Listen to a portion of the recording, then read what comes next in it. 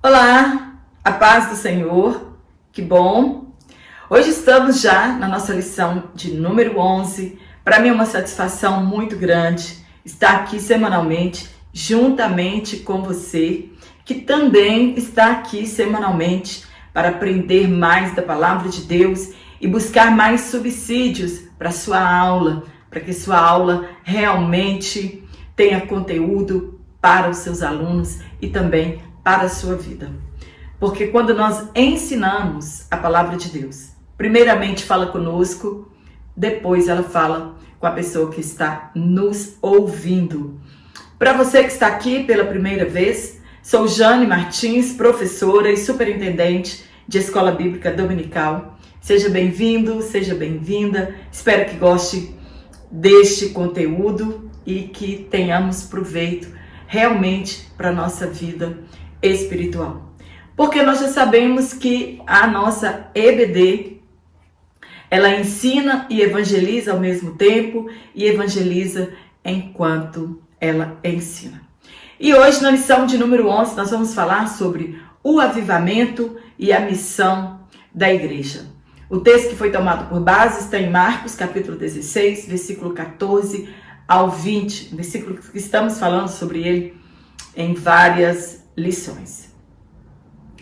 O que nós aprendemos diz que hoje, infelizmente, muitos pastores, muitos líderes não se dedicam a gastar ao ensinamento da palavra de Deus e também na busca pelo batismo no Espírito Santo.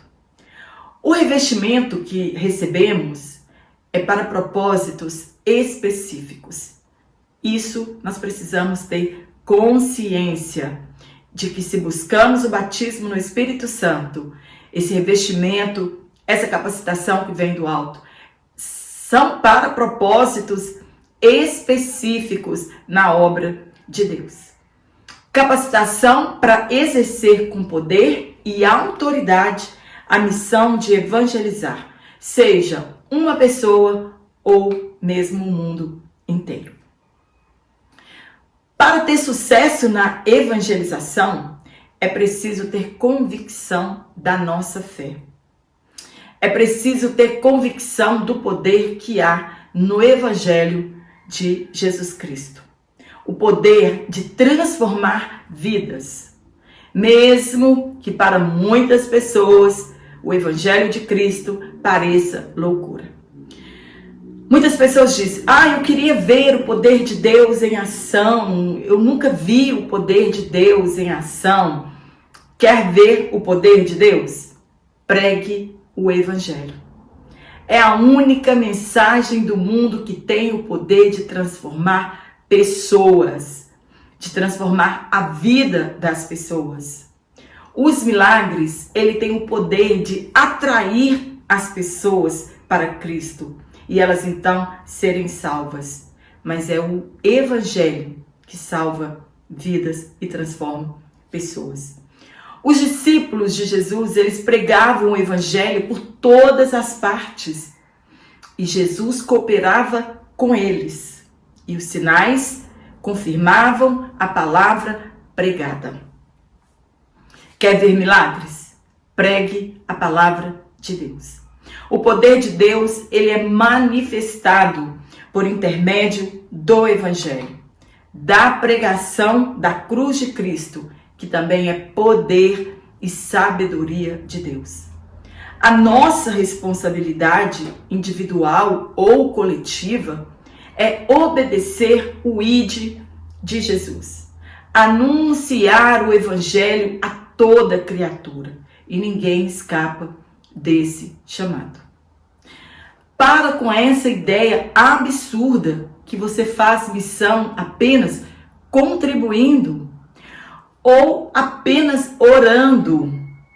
Missão se faz orando, contribuindo e levando o Evangelho às pessoas que ainda não conhecem a Cristo.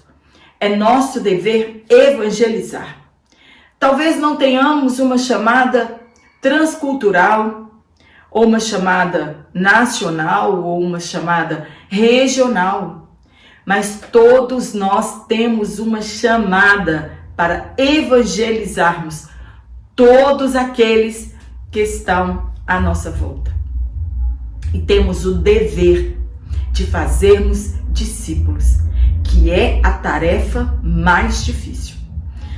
Muitas vezes nós damos muito ênfase para o id e esquecemos que a parte principal é fazer discípulos. Muitos até cumprem o id de Jesus, porém fracassamos na missão de discipular. Ganhamos muitas pessoas para Cristo, mas também perdemos com facilidade. Por quê? Porque obedecemos o id, mas não obedecemos a parte central, que é fazer discípulos. Somente um cristão avivado, isto é, que tem a fé salvífica, foi transformado pela palavra de Deus, convertido de dentro para fora, pode cooperar com a missão evangelizadora da igreja. Estamos vivendo um tempo marcado pela falta de fé, em que a maioria dos crentes estão preocupados com as suas coisas, com o seu sucesso financeiro ou com o seu sucesso ministerial. Estão preocupados em pregar um evangelho de facilidade.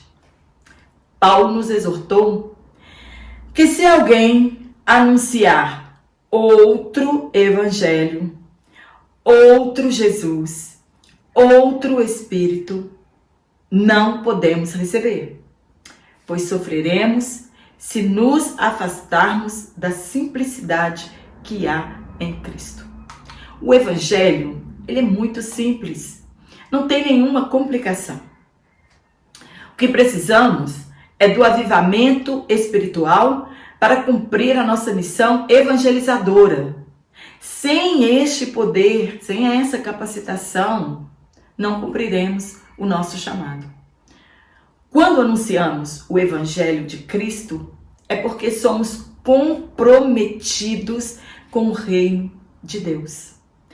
Quando somos amantes da palavra de Deus, quando amamos a palavra de Deus, quando somos gratos e temos alegria decorrente à salvação, somos impulsionados a buscar o Espírito Santo. E somente Ele tem o poder de transformar nossa vida. E da mesma forma que desejamos com fervor o revestimento, devemos igualmente buscar as almas perdidas em um mundo que está em rebeldia contra Deus e fazer discípulos. Não é simplesmente ganhar as pessoas e deixá-las. Nós temos que conduzi-las a um lugar onde elas serão ensinadas, onde elas serão discipuladas com a palavra de Deus. Essa discipular é a maior missão da igreja. No tópico 1, nós vamos falar sobre o avivamento após a ressurreição de Cristo. Nós sabemos que a história da humanidade ela é contada antes de Cristo e depois de Cristo. E também o avivamento pode ser assim contado. Como era o avivamento antes de Cristo e como é o avivamento depois de Cristo, depois do derramamento do Espírito Santo. E eu quero dizer para você que eu vou deixar aqui um link do meu WhatsApp na descrição dessa aula. Também um link do meu Instagram, se você quiser me seguir nas minhas redes sociais. E um banner aqui para você saber como que você recebe e ser um assinante trimestral ou receber essa aula exatamente como ela está em PDF. No primeiro ponto, o desânimo dos discípulos.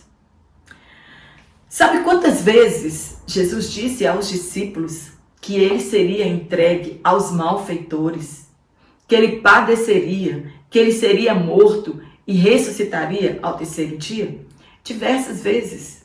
Porém, eles não estavam com os ouvidos e com a visão espiritual ainda aberta.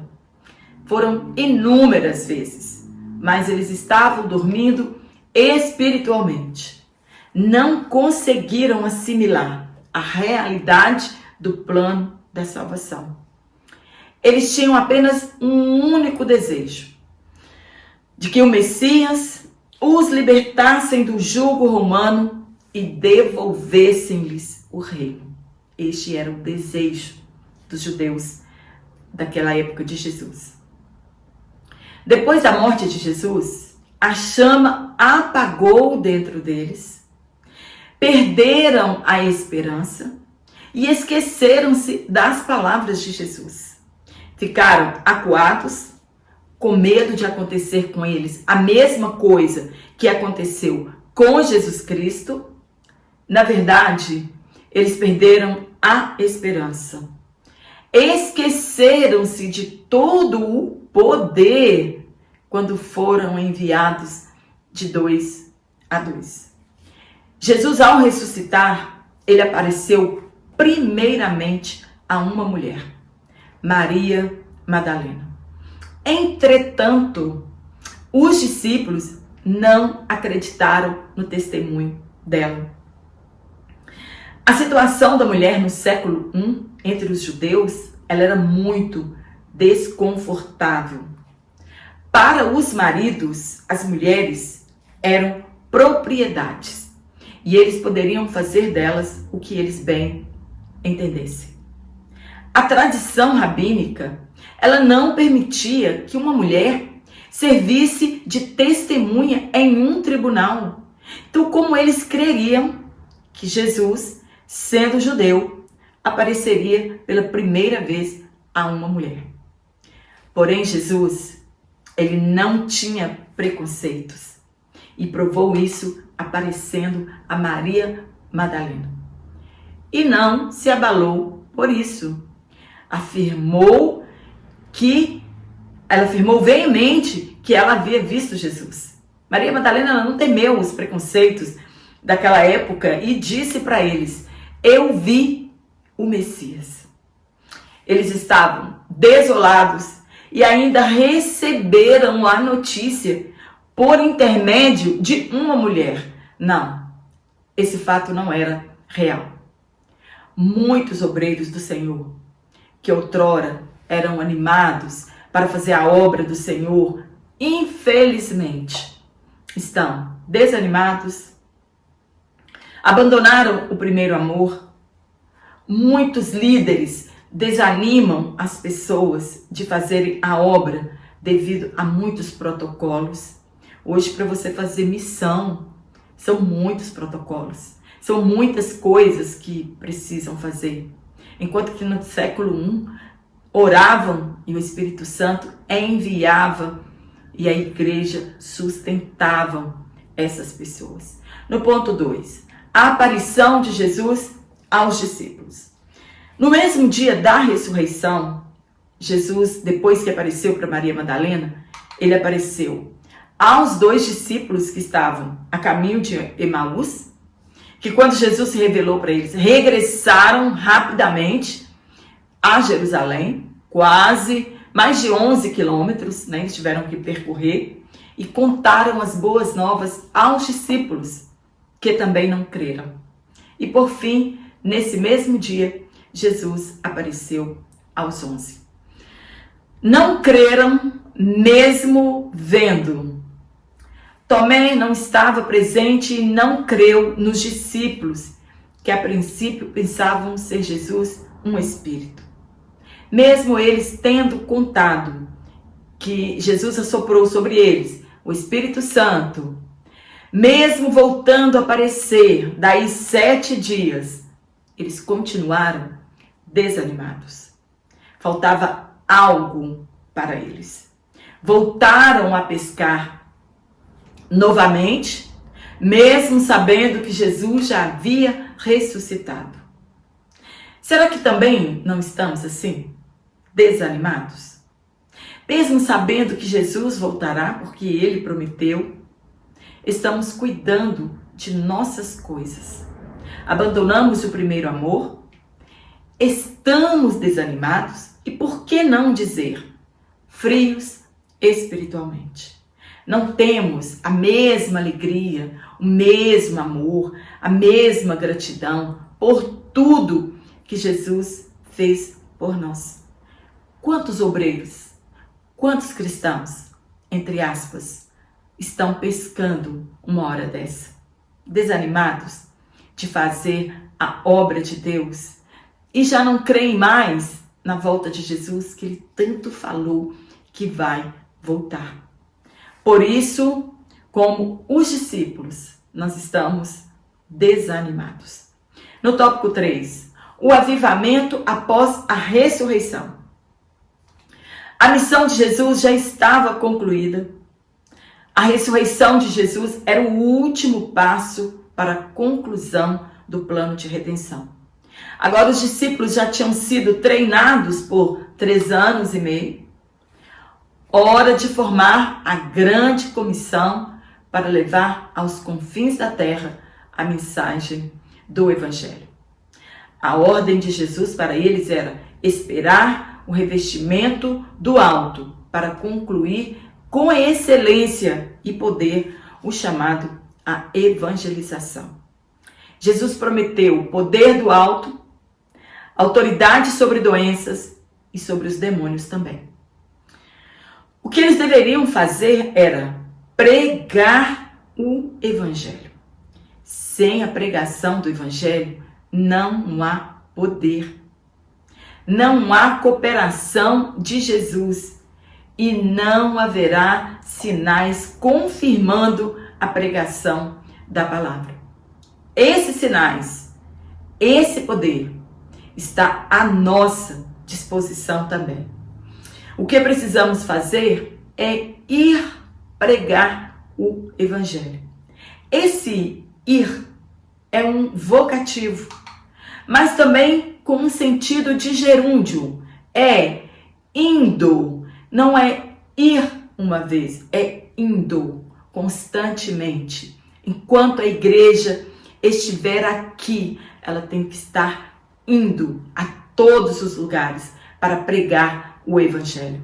Não uma única vez, mas continuar indo até que Jesus volte.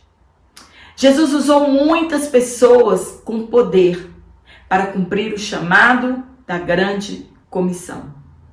Paulo, Estevão, Filipe, eles foram avivados espiritualmente de tal forma que nos referimos à igreja do século I como modelo a ser seguido. Os membros avivados, eles fazem com que a igreja seja avivada. Nós aprendemos na aula passada. O avivamento ele começa individual para que nós tenhamos uma igreja avivada. Por esse motivo, nós recebemos poder para evangelizar o mundo. Se queremos poder do alto, devemos ter maturidade suficiente que é para o crescimento do reino de Deus. Todo o poder que nós recebemos, que você recebe, dons espirituais, eu preciso ter maturidade para entender que este poder que é dado a cada um de nós é para nos capacitar na evangelização mundial. No tópico 2, nós vamos falar sobre o avivamento na missão da igreja local. Primeiro ponto, o avivamento nas missões locais. Locais onde você vive, no bairro que você vive, na cidade que você vive. Depois do derramamento do Espírito Santo no dia de Pentecostes, os discípulos não foram mais os mesmos. Jesus entregou as chaves do reino para Pedro. Naquele mesmo dia, quase 3.000 pessoas se converteram a Cristo ao concluir que o sangue de Jesus estava sobre eles. Creram, se arrependeram dos seus pecados. Um crente avivado não se importa com desertos, com provações, com perseguições, com aflições. A sua fé é inabalável. No segundo discurso de Pedro, a cura de um coxo na porta do templo rendeu quase 5.000 almas para o reino de Deus. Mesmo curando pessoas, libertando pessoas oprimidas, eles foram perseguidos e levados à prisão e soltos no dia seguinte. Às vezes, qualquer que seja nosso problema, nós queremos parar ou simplesmente entregar o nosso cargo. Quantas pessoas no início de 2023 entregaram seus cargos para o pastor local, dizendo: a minha vida está muito complicada, eu quero acertar umas coisas primeiro, depois eu volto. Não podemos nos desanimar. O modelo de evangelização dinâmica é essa. O crente, ele sai das quatro paredes para ir anunciar o evangelho a outras localidades. O evangelho do templo, e aí ele alcança casas, bairros, toda a cidade ou toda a Jerusalém. Foi assim que aconteceu. Eles saíram dos templos e começaram nas casas, nas ruas, nas praças e depois foram para outras localidades. No ponto 2, o avivamento nas missões regionais.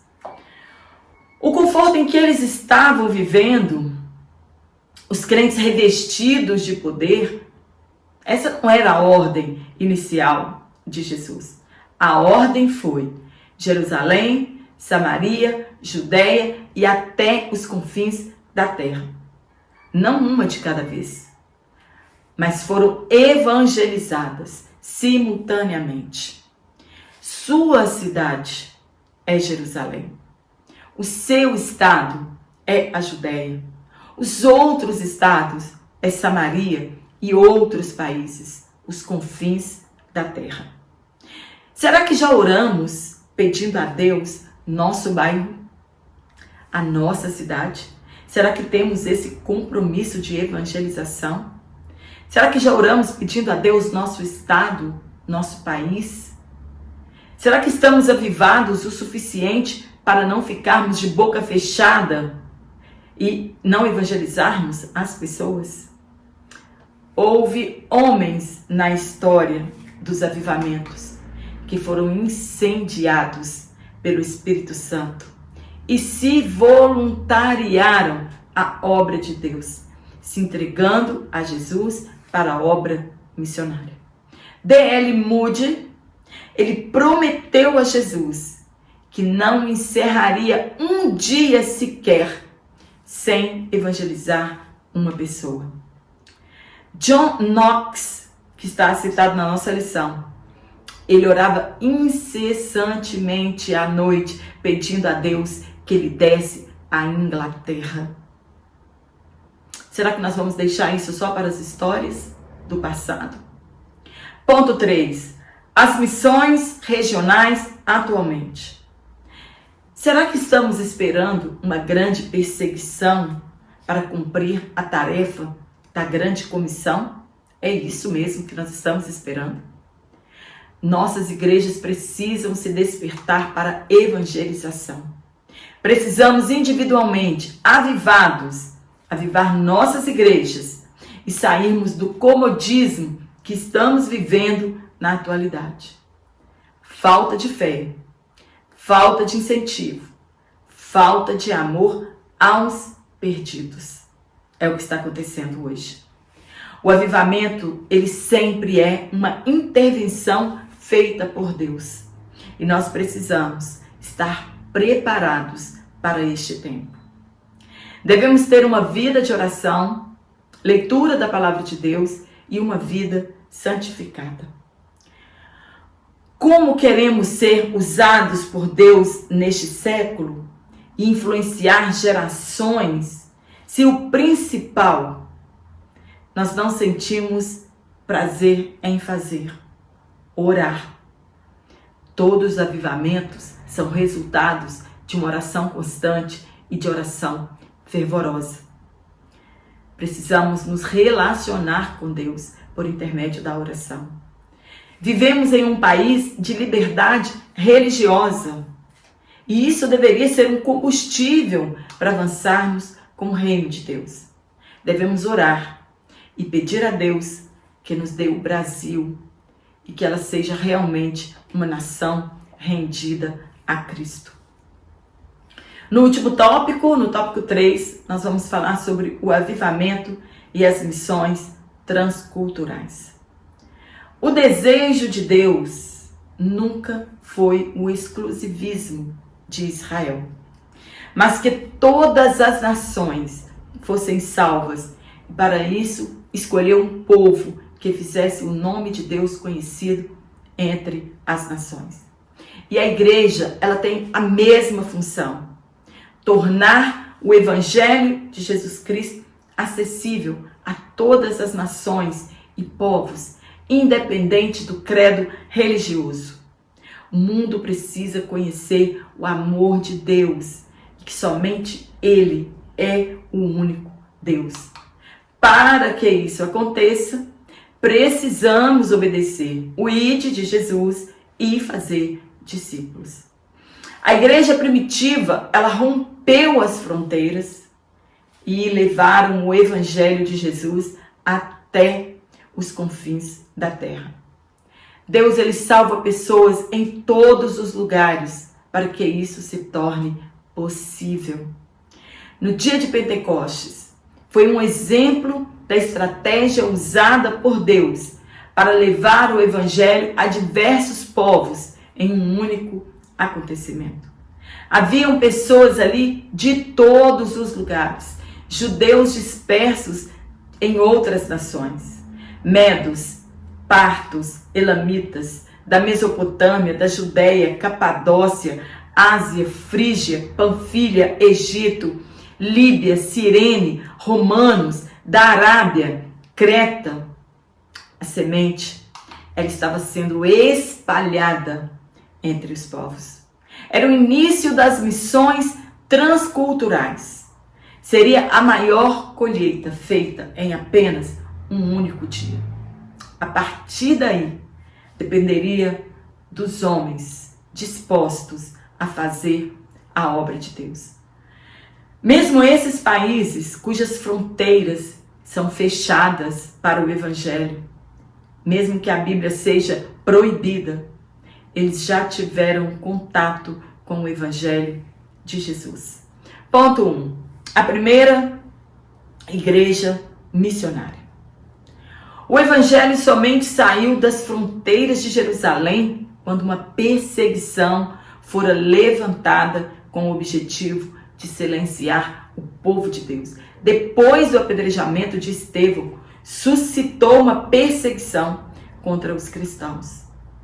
Deu um efeito rebote. Se espalharam e levaram a semente do evangelho. Com a perseguição, o evangelho chegou a Samaria, por intermédio de Filipe, diácono da igreja e constituído evangelista por Deus, e os milagres aconteceram naquele lugar. Antioquia ficava às margens de Oronto, na Síria, e se transformou em um quartel-general das missões. Barnabé foi enviado para lá devido ao crescimento da igreja. A comunidade judaica neste lugar era muito grande. Eles dizem que era aproximadamente 20 mil judeus neste lugar. Aqui os crentes em Antioquia foi pela primeira vez chamados de cristãos. Mas por que eles foram chamados de cristãos? Talvez se referindo a eles como um grupo político que se haviam tornado, como os herodianos que haviam naquele tempo, ou também outros comentaristas dizem que era uma forma de criticar o povo de Deus. O fato é que eles se tornaram como pequenos cristos por imitarem o exemplo de Jesus. E eles então acabaram aceitando serem chamados assim de cristãos. Antioquia se tornou um berço missionário. Foi de lá que Barnabé e Paulo partiram para a obra missionária transcultural. Foi através do apóstolo Paulo que a Europa pré-cristã se tornou um continente cristão. Deus levantou através dos séculos homens cheios do Espírito Santo para evangelizar esse continente europeu. No ponto 2, evangelização e decadência espiritual da igreja.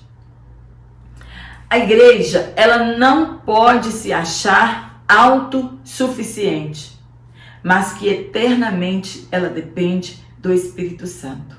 O que aconteceu com a Europa, que a chama apagou?